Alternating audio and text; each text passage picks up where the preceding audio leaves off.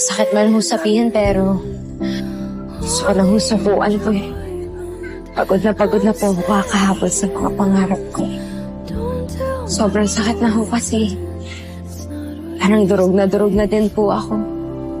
Tsaka pagod na rin po ako humabol sa mga taong ayaw rin naman ho sa akin.